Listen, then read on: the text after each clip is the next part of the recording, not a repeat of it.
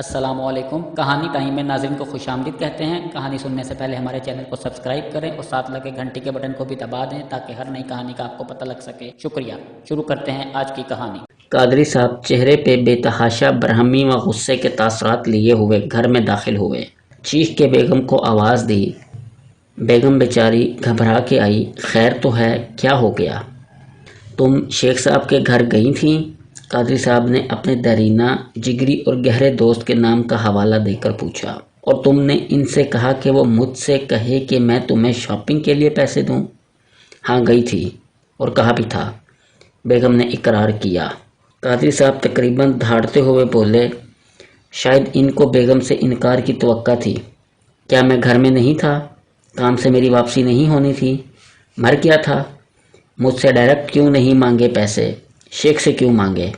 अल्लाह न करे मांगे तो आप ही से हैं। बस शेख साहब आपके इतने करीबी दोस्त हैं तो इनसे जाकर बोल दिया कि आपसे कहें कि आप मुझे पैसे दे दें, बेगम ने मासूमियत से कहा।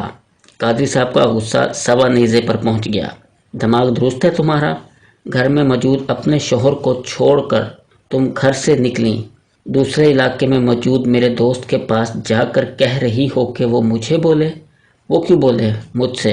तुमने क्यों नहीं कहा मुझसे? अरे वो आपके इतने करीबी दोस्त हैं, इनकी बात की अहमियत भी ज़्यादा होगी आपकी नज़र में। बेगम ने कादरी साहब के गुस्से को गोया हवा में उड़ाकर बदस्तूर नरम और मासूम लहजे में कहा। कादरी साहब ने खुद को अपने बाल नोचने से बड़ी मुश्किल से रोका और फंकारते हुए बोले, दोस्त की बात की अहमियत इसकी अपनी बातों के लिए है। इसका ये मतलब नहीं कि मेरी बीवी, मेरे बच्चे, मेरे वालिदैन या बहनें अपनी ज़रूरत के लिए मुझसे कहने के बजाय जाके मेरे दोस्त को बोलेंगे तब मैं सुनूंगा, वरना नहीं।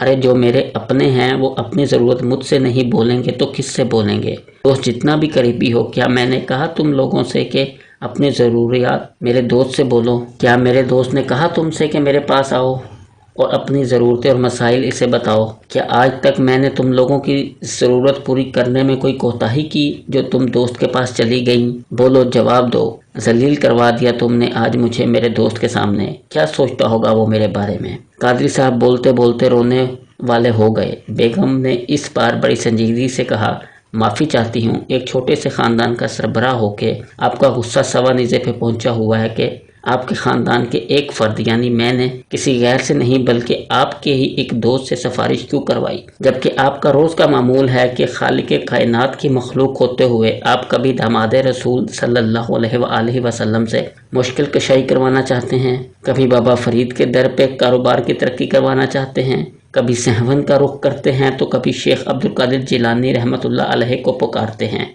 मना किया जाए तो जवाब मिलता है, मांग तो हम अल्लाह ही से रहे हैं, मगर इसके सच्चे दोस्तों के वसीले से क्यों? दोस्तों से क्यों? आप ही के बकौल क्या अल्लाह मियाँ नाऊज़ु बिल्लाह छुट्टी पे गए हुए हैं? मस्जिद या घर में 5 वक्त की अजान में हमारा रब हमें फलाह यानी कामयाबी की तरफ बुला रहा है। आप जाते क्यों नहीं?